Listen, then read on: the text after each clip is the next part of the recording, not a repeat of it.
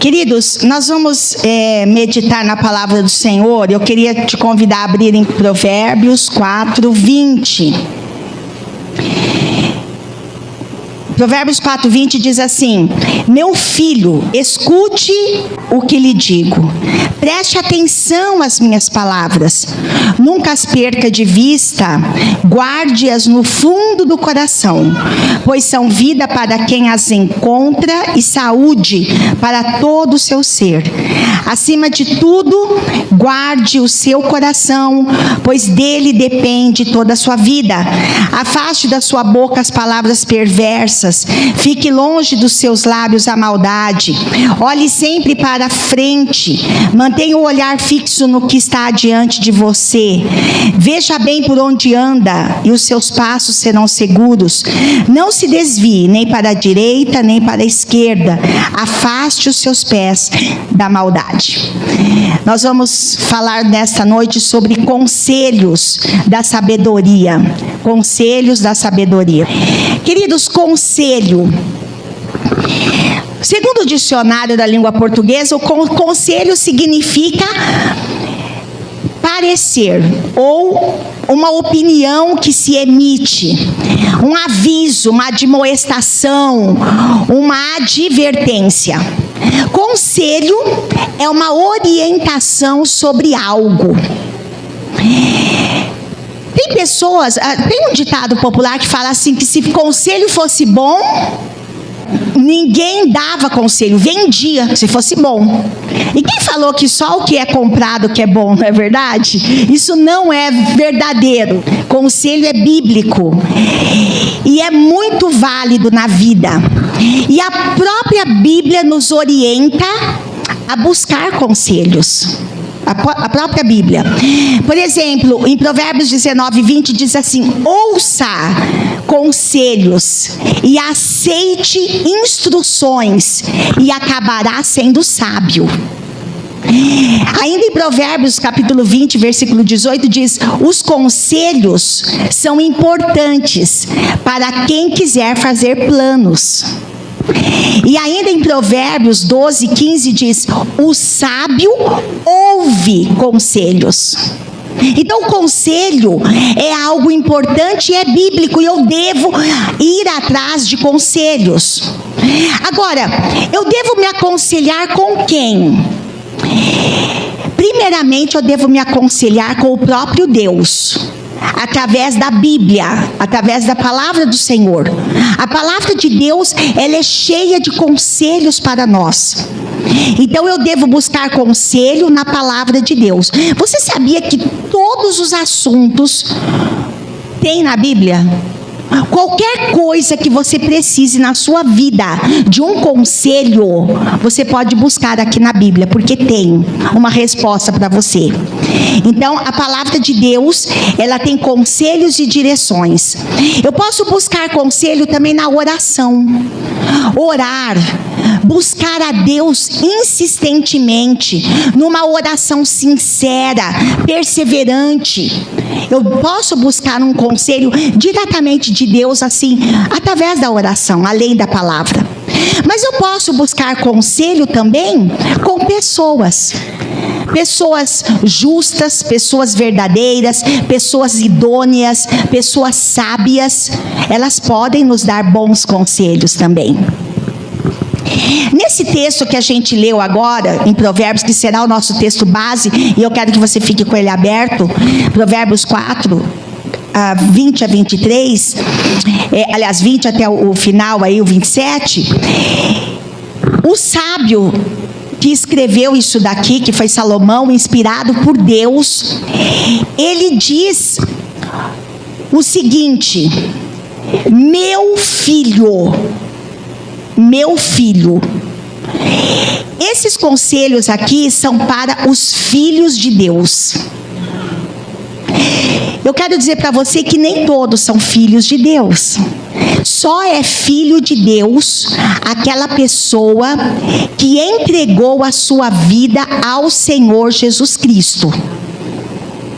Se você teve uma experiência com Deus, uma experiência de entregar a sua vida para Jesus, de passar pelo novo nascimento, ou seja, Deus atuar no seu ser e te dar a sua própria natureza para você, você é um filho, porque o filho, ele tem a natureza do pai. Isso é novo nascimento que nós chamamos. E aqui está dizendo: meu filho,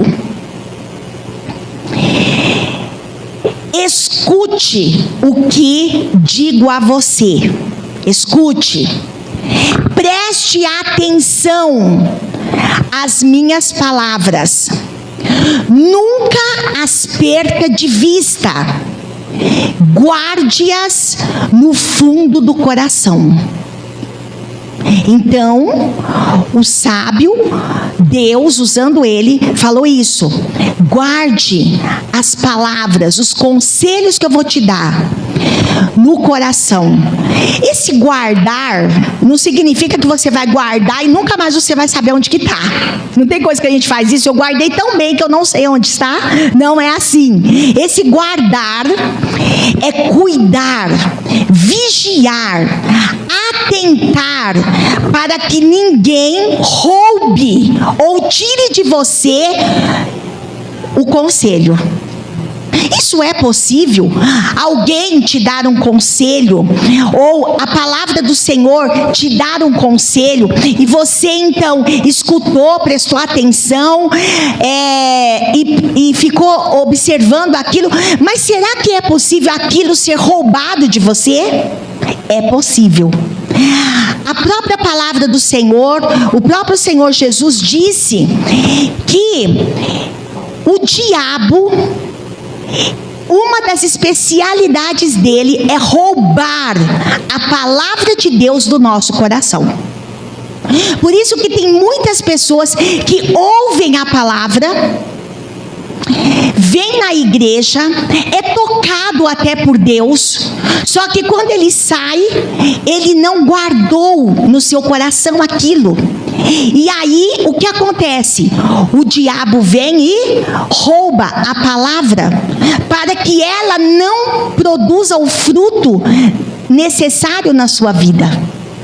Lá em Mateus capítulo 13, quando Jesus, ele contou aquela parábola da semente, sendo que a semente é a palavra de Deus, ele fala assim no versículo 19: quando alguém ouve a mensagem do reino, ou seja, a palavra do Senhor, e não a entende, o maligno vem e arranca e rouba o que foi semeado em seu coração.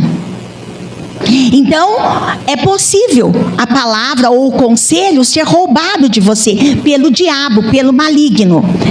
Mas outra coisa também que rouba a palavra do nosso coração são as coisas dessa vida.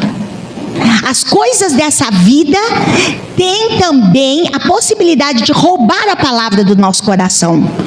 No mesmo texto de Mateus 13, do versículo 20 ao 22, diz assim: quanto ao que foi semeado, a palavra, foi semeada no coração, a pessoa ouve a palavra, recebe com alegria, é tocado por aquilo, todavia permanece pouco tempo, porque quando surge uma tribulação, uma perseguição, quando acontece as preocupações da vida, o engano das riquezas, essa palavra é roubada, ela é sufocada dentro do coração da pessoa e ela se torna infrutífera.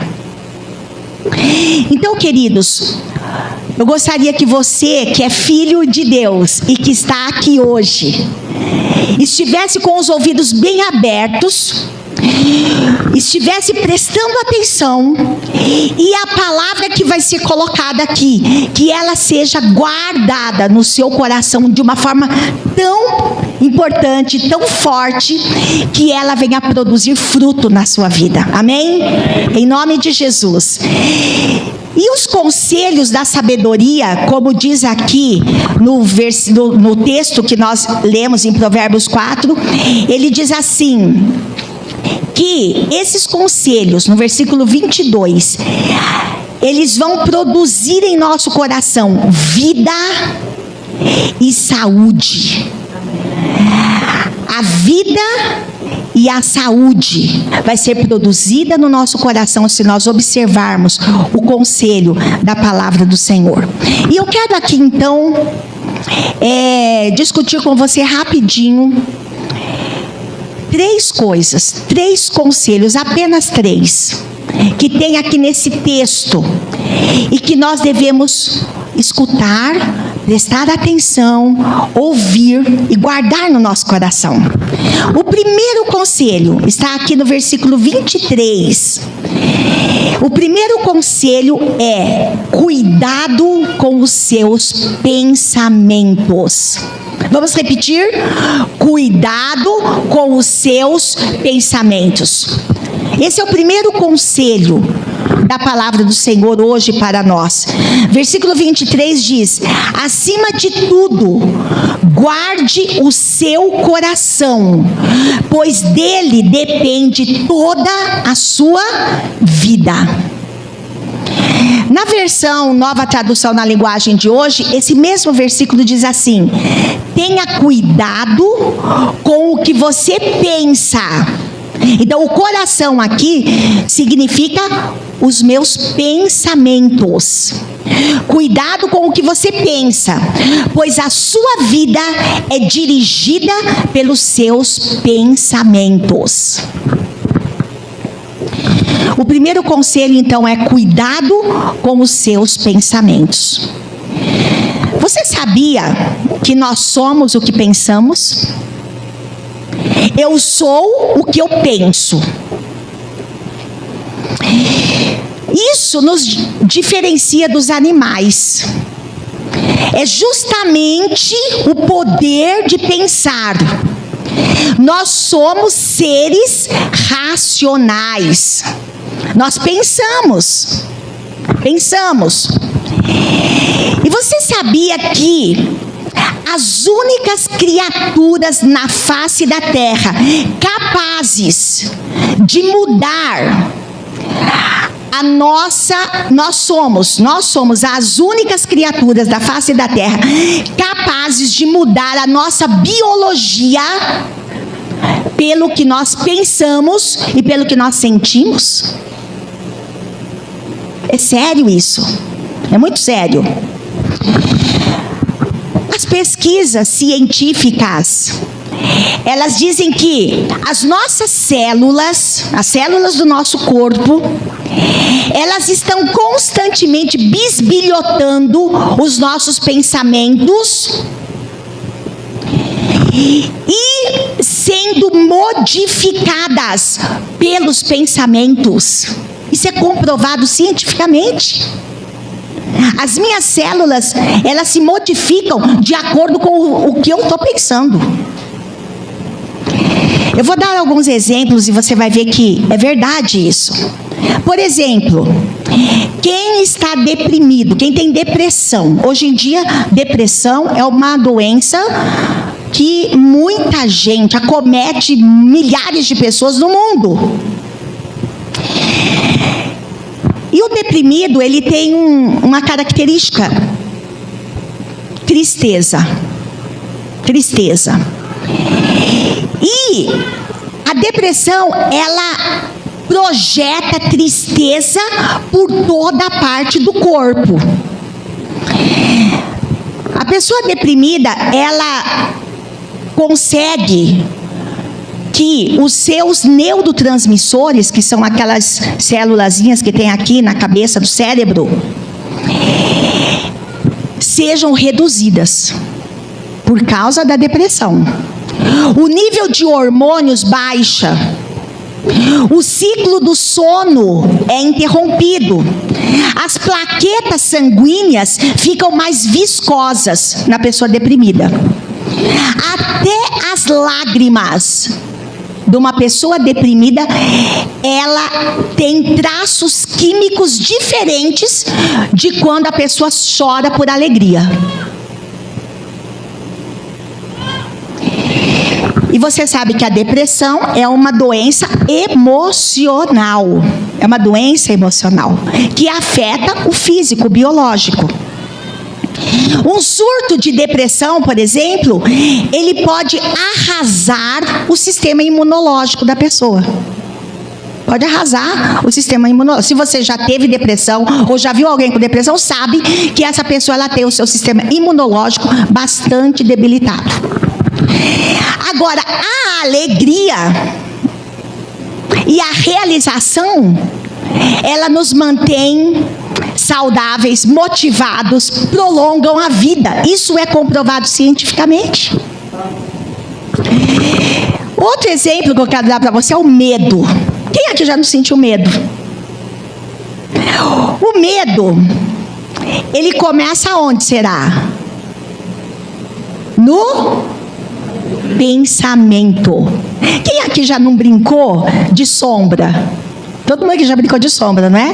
Principalmente quando você está andando, e quando a gente é criança, que a gente brinca muito disso. Você está andando e o sol está batendo e você é bem grandão. Quem aqui já viu isso, não é? Você está andando, você é pequenininho. Só que porque o sol está batendo, a pessoa fica enorme. E é tão legal, olha como eu sou grande. Isso é um exemplo do medo. O medo, queridos, ele traz consigo a preocupação. Não tem jeito, eles andam de mão dada. O medo com a preocupação, ou a preocupação com o medo. Eles são amigos, irmãos gêmeos e ainda grudados um no outro. O medo e a preocupação, ela tem o poder de fazer um pequeno objeto ser uma grande sombra. Quando nós nos preocupamos, sabe o que acontece no nosso corpo? Nós bloqueamos a corrente natural dos nossos pensamentos. O que nos impede de tomarmos resoluções adequadas. Quem aqui já não passou por uma situação de uma prova, por exemplo? Você estudou muito para aquilo, você se preparou, chegou lá na hora, bateu o medo e a preocupação, e aí o que acontece? O que acontece? Te dá um branco. Já ouviu essa frase? Olha, me deu um branco. Eu sabia, mas me deu um branco. Sabe o que é esse te deu um branco? É o medo e a preocupação atuando na sua vida.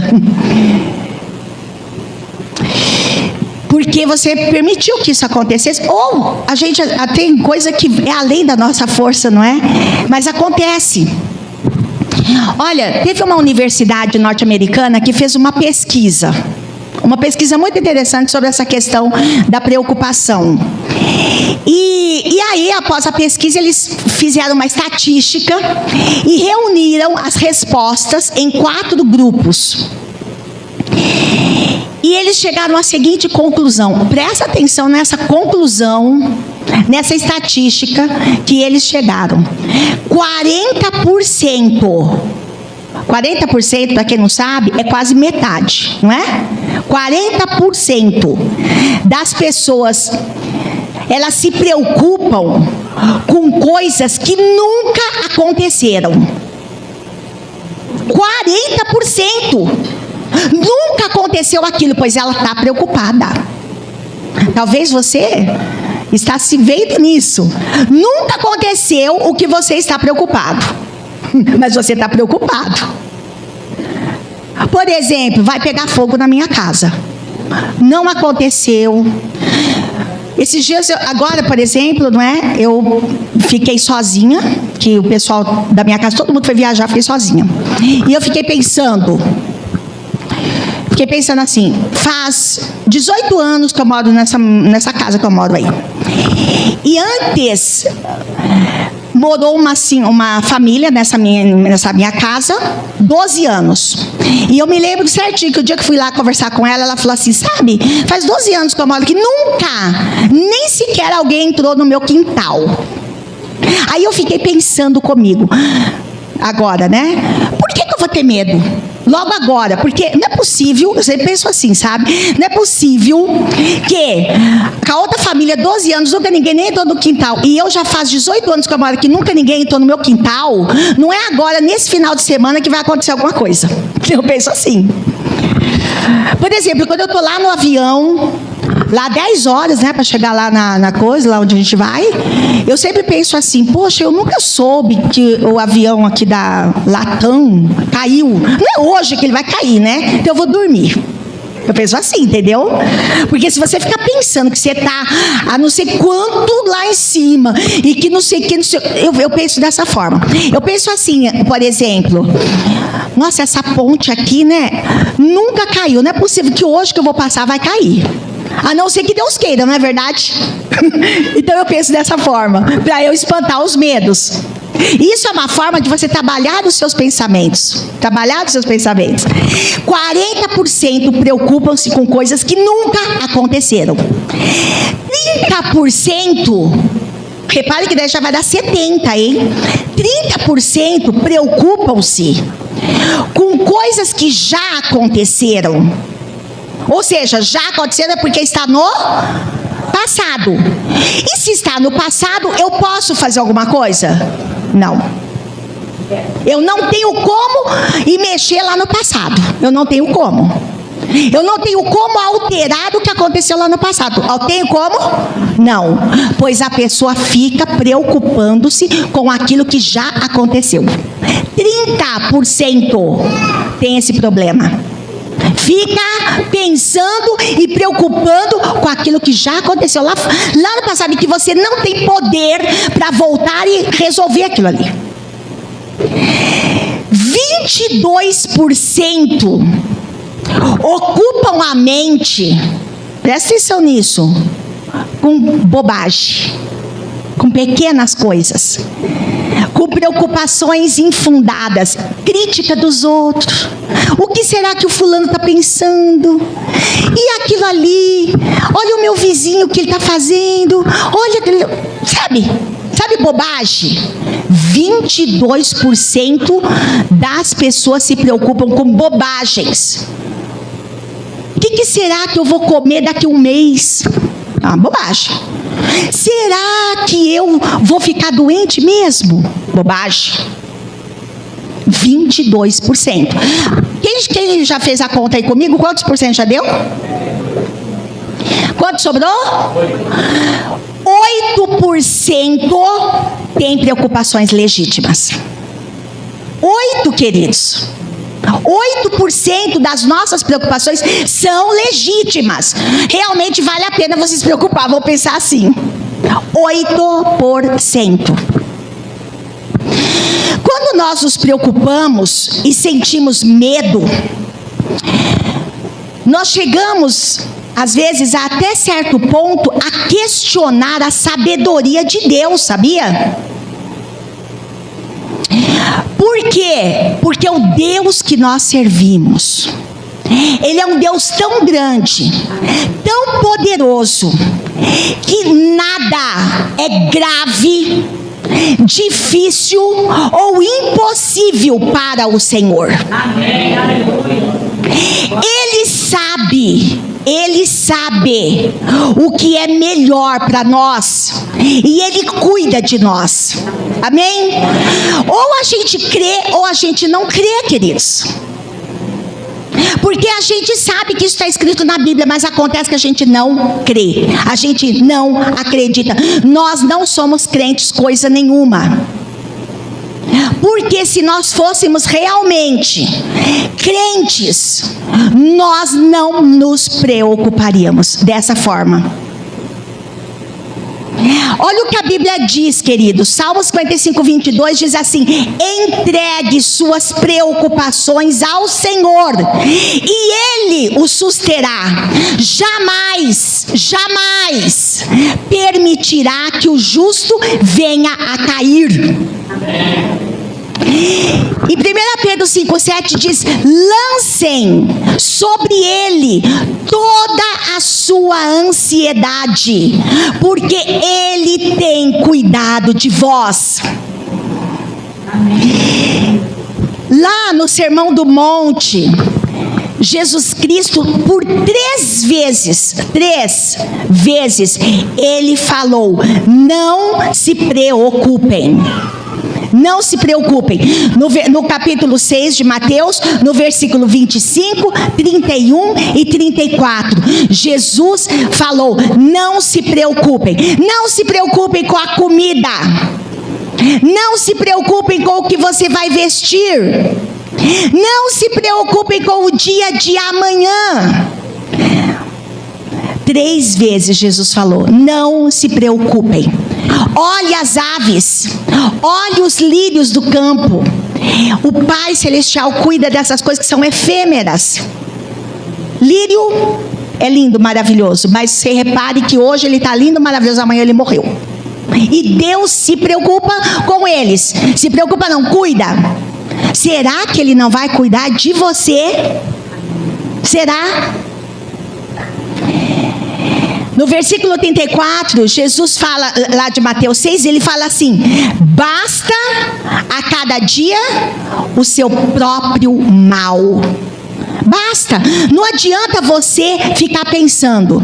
Você sabia que existe 2 dias que nós não podemos fazer nada? É o ontem e o amanhã. Nós não podemos fazer nada. Nada. Ontem já passou, o que você vai fazer?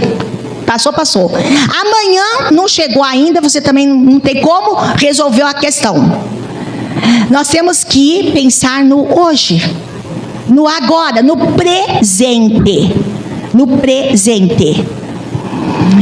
E Jesus, eu gosto muito desse texto do versículo 34, que Jesus diz: basta cada dia o seu próprio mal, porque me faz lembrar lá do profeta Jeremias, quando lá em Lamentações, no capítulo 3, do versículo 22 ao 24, que Jeremias fala assim: pois as suas misericórdias são inesgotáveis, renovam-se a cada manhã.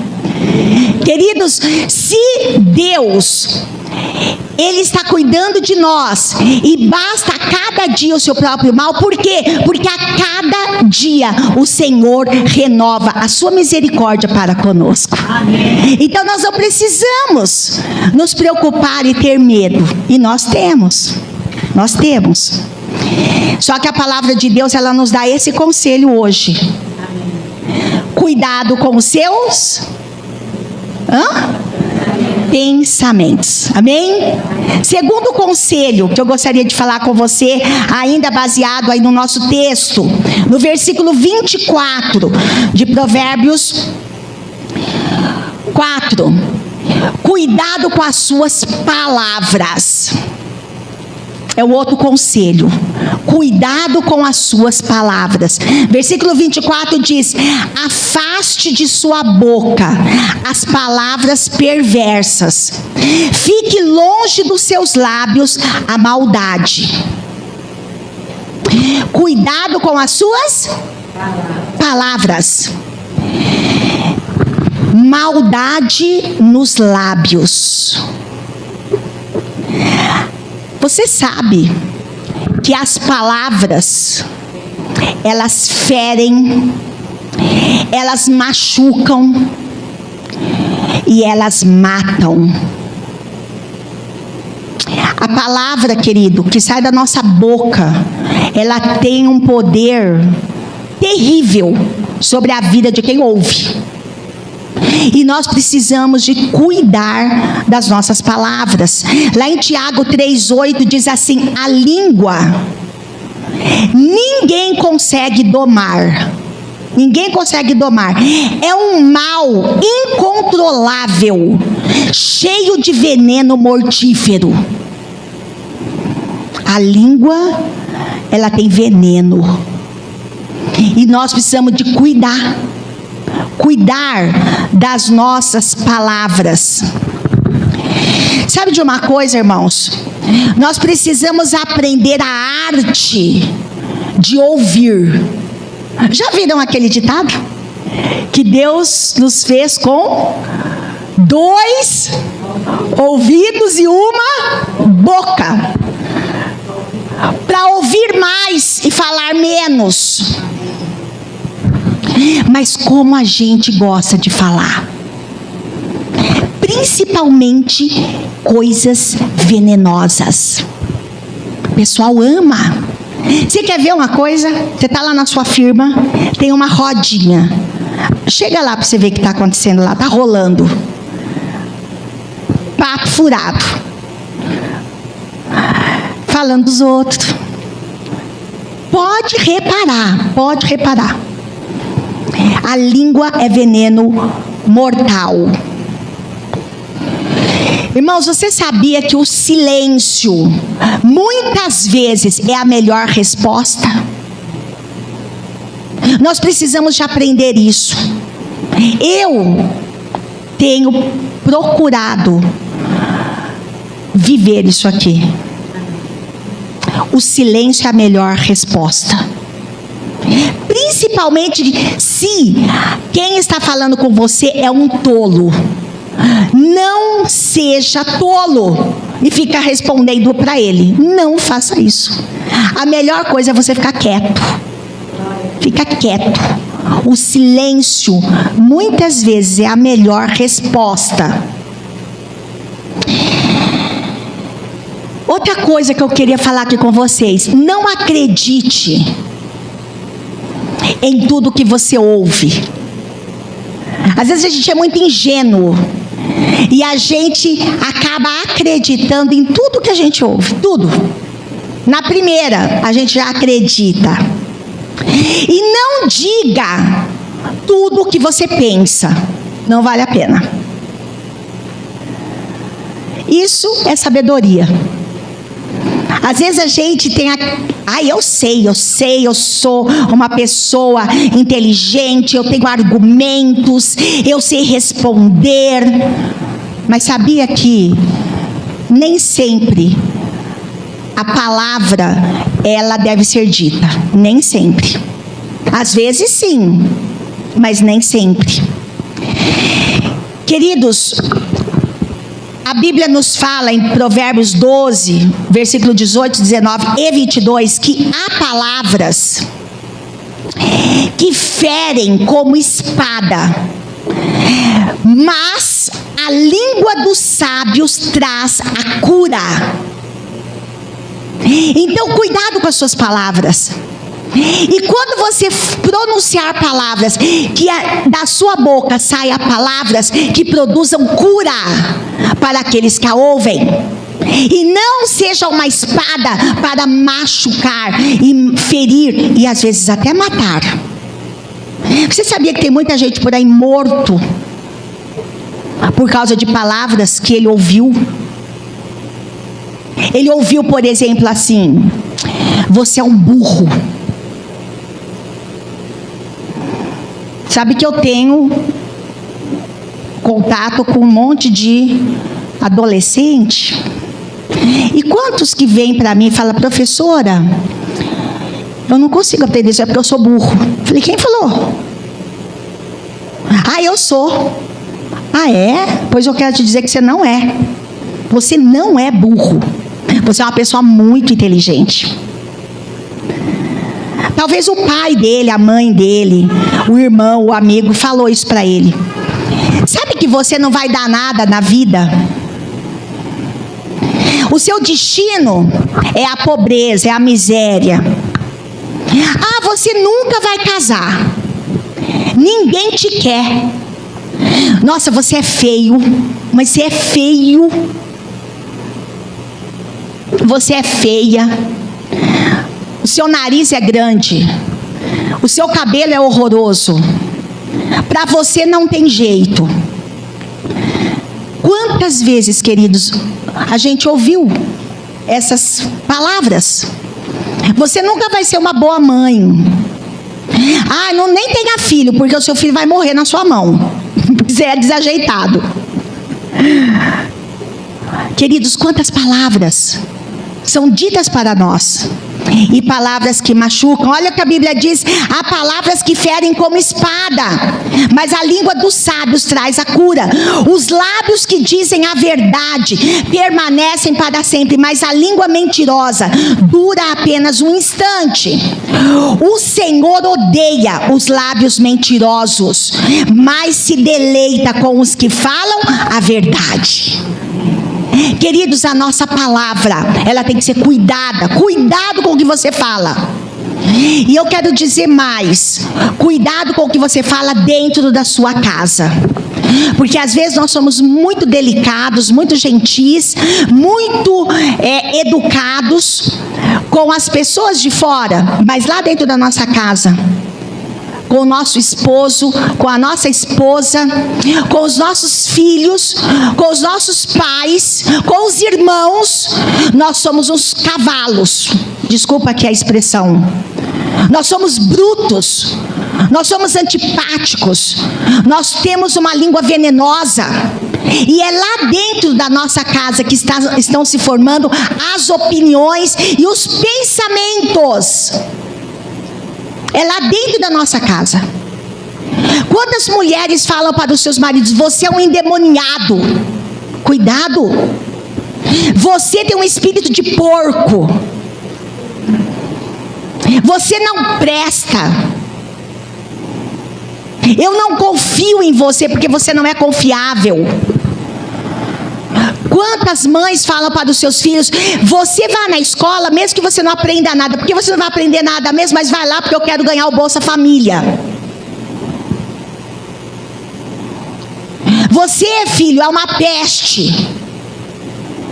E tem umas que falam assim: eu odeio você, maldito o dia que eu engravidei de você. Queridos, cuidado. Deus está vendo. E essas palavras estão sendo anotadas no coração de quem ouve, no pensamento. E está formando um caráter. Está formando um caráter. Cuidado. Cuidado com as suas palavras. E eu quero dizer para você que um filósofo, ele falou uma coisa muito certa, e eu quero repassar ela para você. Todas as vezes que você for falar alguma coisa, você lembre das 3 peneiras. Todo mundo aqui já deve ter ouvido falar das 3 peneiras. As 3 peneiras é o seguinte: o que eu vou falar é bom? É bom? Há bondade no que eu vou falar? Porque se não há bondade, nem fale. Isso aí já é a primeira peneira. Então, é bom. Segunda peneira: o que eu vou falar é verdade? É verdadeiro, é absolutamente verdadeiro. E a terceira peneira: o que eu vou falar é necessário? É necessário? E quando alguém vier falar alguma coisa para você, fala assim: o que você vai falar antes? Você já passou pelas 3 peneiras? Aí a pessoa, às vezes, só de você falar isso, ela já vai desistir de falar para você. Já ouviu? Você já reparou que tem pessoas que essa pessoa sabe de tudo? Aqui na igreja tem gente assim. Quando a gente quer saber de alguma coisa, a gente chama o fulano. Ô fulano, e aí? Porque sabe de tudo. Sabe de tudo. Incrível. Sabe por quê? Porque o ouvidinho dele é um pinico. Sabe para que serve pinico, né? Hoje em dia a gente não usa muito pinico, mas umas pessoas mais antigas que sabem o que é pinico. E tem gente que se presta a isto. O ouvidinho dele é um pinico.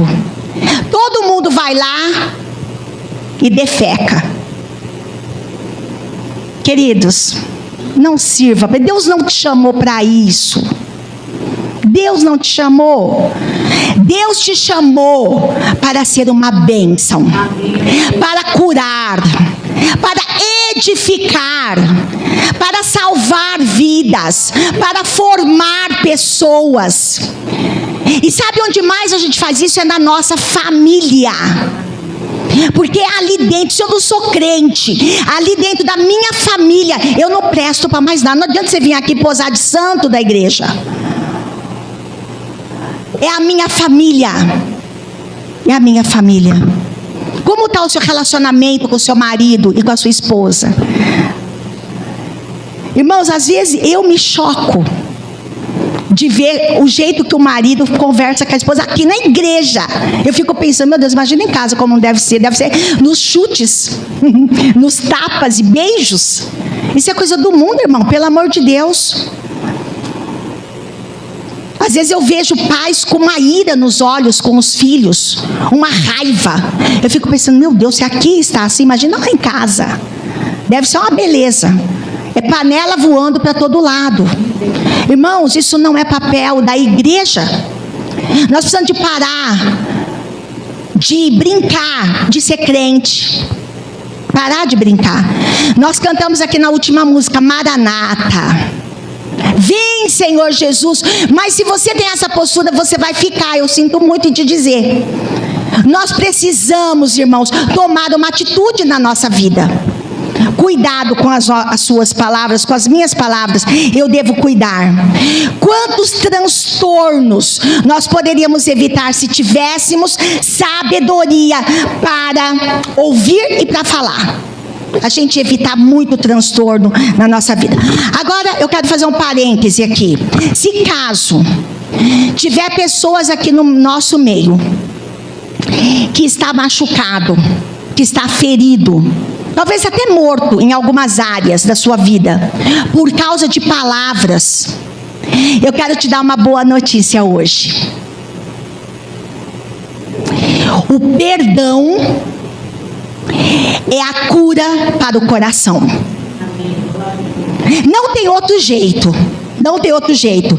Se caso alguém te feriu, te machucou ou te matou com palavras lá no passado, ou hoje mesmo, coisas que te feriram, você está com o coração quebrado por causa daquilo, saiba que o perdão é a providência que Deus nos deu para curar o coração, por conta de consequências de palavras malditas. E Deus quer fazer isso nessa noite. Amém. E o terceiro e último conselho está no versículo 25 ao 27, que diz assim: olhe sempre para frente, mantenha o olhar fixo no que está diante de você. Veja bem por onde anda, e os seus passos serão seguros. Não se desvie nem para a direita, nem para a esquerda. Afaste os seus pés da maldade. Esse é o terceiro conselho da palavra de Deus. Cuidado com o seu caminho. O primeiro foi como? Cuidado com os seus pensamentos. Segundo, cuidado com as suas palavras. E terceiro, cuidado com o seu caminho. O caminho de Deus é reto. Amém? Quando nós nos propomos a seguir a Jesus, nós estamos seguindo um caminho reto. É um caminho apertado. Eu já quero te dizer. Esse negócio de falar, olha, o caminho de Deus é uma beleza, é só só alegria. Irmãos, nós temos sim alegria, nós temos paz, nós temos a segurança, etc. Mas é um caminho apertado. É o que a Bíblia fala. É um caminho apertado, porque é difícil. Eu estou falando aqui para vocês coisas que pertencem ao caminho de Deus, e é difícil. É difícil você guardar o seu pensamento, é difícil você guardar a sua palavra. Então é um caminho apertado, mas é o caminho que leva à vida. Não há maldade no caminho de Deus. Não há injustiça, corrupção, mentira, engano, esperteza. Não há no caminho de Deus. E Deus, Ele propõe para mim e para você um caminho perfeito. Perfeito. Nem sempre é fácil seguir o caminho de Deus, mas a recompensa está por vir. E eu quero dizer para você que o caminho que Deus nos propõe é um caminho de luz. Aleluia. Jesus é a luz do mundo. E quem o segue nunca andará em trevas, mas terá a luz da vida. Amém. O caminho de Deus é um caminho de luz. O caminho de Deus, queridos, não é para covardes. O caminho de Deus é para corajosos. Você vê que uma vez por ano a gente tem aqui o dia da igreja perseguida. E a gente começa a ver aqueles vídeos, aqueles negócios, começa a dar um negócio na gente. Mas sabe por quê? Eles têm coragem de entregar a vida por Jesus, porque eles têm convicção do caminho que eles estão seguindo. O caminho de Deus é para corajosos. E Jesus, ele respondeu assim uma vez: ninguém que põe a mão no arado, ou seja, ninguém que resolve seguir-me e andar pelo meu caminho e olha para trás, essa pessoa não é apta para o reino de Deus. Talvez, queridos, você conheça pessoas que estavam aqui no nosso meio por uns tempos desses e hoje não estão mais. Por que será? Porque o caminho de Deus, ele é para corajosos. Ele não é para covardes. Não é para aqueles que ficam com saudade do que passou, saudade do que fazia e olha para trás. A vontade do Senhor é que sempre prossigamos, olhando para onde? Para frente. Olha o que o nosso conselho aí da palavra diz: olhe sempre para frente. É Provérbios 4, 25, que é o nosso terceiro conselho. Olhe sempre para frente. Deus não gosta que você fique olhando para trás, lamentando o que passou. Não. Olhe para frente. O que passou, passou. O nosso foco é para frente, nunca para trás. Olha o que diz Hebreus 10, 38, diz assim: o meu justo viverá pela fé, e se retroceder, ou seja, se ele virar para trás e começar a andar para trás, não me agradarei dele. E ele continua dizendo, o autor de Hebreus: nós, porém, não somos dos que retrocedem e são destruídos, mas dos que creem e são salvos. Amém, aleluia. Queridos, olhe para frente. Cuidado com o seu caminho. O seu caminho deve ser o caminho de Deus. E lá em Hebreus ainda, no capítulo 12, diz assim: livremo-nos de tudo o que nos atrapalha e do pecado que nos envolve, e corramos com perseverança a corrida que nos é proposta. Ninguém fica correndo para trás, a gente corre para frente. Tendo os olhos fitos em Jesus, autor e consumador da nossa fé. Ele, Jesus, pela alegria que lhe fora proposta, suportou, sabe o que? A cruz, desprezando a vergonha, e assentou-se à direita do trono de Deus. Queridos, Deus, Ele está propondo para nós o caminho de luz. Um caminho apertado, sim, mas é um caminho que vai te levar para o trono de Deus, para a glória dos céus. Por isso vale a pena. Eu gosto muito daquele cântico que ele canta aqui: vai valer a pena. Vai valer a pena. Tudo que você passar por causa de Jesus vai valer a pena. Vai valer a pena. Pensem bem, o autor continua falando de Hebreus 12, naquele, ou seja, em Jesus, que suportou tal oposição dos pecadores contra si mesmo, para que vocês não se cansem nem se desanimem. Amém, aleluia. Queridos, o caminho nosso, ele tem que ser trilhado com retidão, não olhando nem para a direita e nem para a esquerda, mas olhando para frente, porque Jesus está lá, e eu devo seguir a Jesus. E o apóstolo Paulo, ele tinha essa consciência. Lá em Filipenses 3, o apóstolo Paulo disse assim, no versículo 12 a 14, não que eu já tenha obtido tudo isso, e tenha sido aperfeiçoado, mas prossigo para alcançá-lo, pois para isso também fui alcançado por Cristo Jesus. Irmãos, não penso que eu mesmo já o tenha alcançado, mas uma coisa faço, esquecendo-me das coisas que ficaram para trás e avançando para as que estão adiante, prossigo para o alvo, a fim de ganhar o prêmio do chamado celestial de Deus em Cristo Jesus. Queridos, Deus tem um prêmio para você que seguir o caminho de Deus reto e direto, e nunca parar, e muito menos de voltar para trás. Não faça isso. Estejamos firmes no Senhor, olhando para Ele, pensando nas coisas do alto, onde Cristo vive, santificando a nossa vida, nos afastando do mundo e do pecado, porque, queridos, o fim está próximo. O fim está próximo. Jesus em breve voltará.